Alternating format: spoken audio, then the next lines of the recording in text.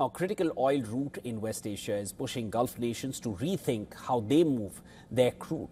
The Strait of Hormuz, one of the world's most important energy choke points, has faced disruption, forcing countries like Saudi Arabia, UAE and Iraq to accelerate plans for pipelines that can bypass this narrow waterway altogether. Here's a look at the alternative routes being developed to protect oil exports. Let's start with the Strait of Hormuz. Of course, it is a gateway for global energy supplies.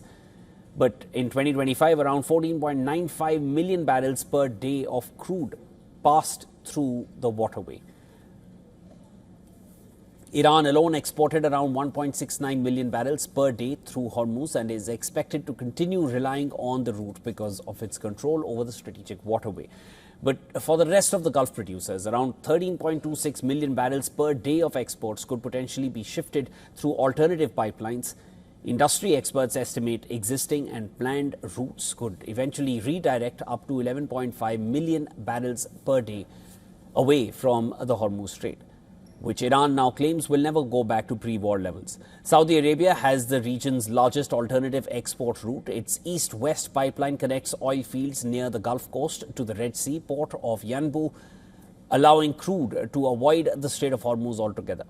Before the conflict, the pipeline carried around 2 million barrels per day. Saudi state oil company Aramco increased capacity to 7 million barrels per day in March last year, leaving about 5 million barrels per day of spare capacity. Riyadh is also considering another expansion of up to 2 million barrels per day, potentially taking the total capacity closer to 9 million per day by 2030 or 2031. The UAE.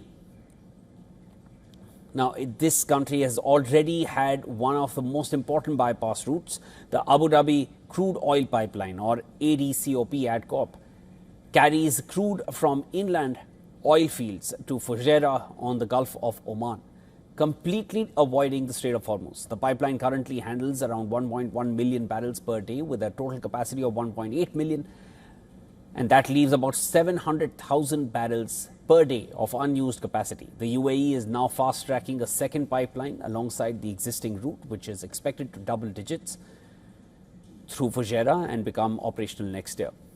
Now let's come to Iraq. It is also looking west for an alternative. The United States says plans are underway to restore a major pipeline connecting Iraqi oil fields to Syria's Mediterranean coast. The proposed route could initially carry around 2 million barrels per day. However, analysts say political instability, financing challenges and investment hurdles could delay the project. Kuwait and Bahrain currently do not have direct pipeline routes bypassing Hormuz, but countries have held discussions with Saudi Arabia about connecting to its existing pipeline network.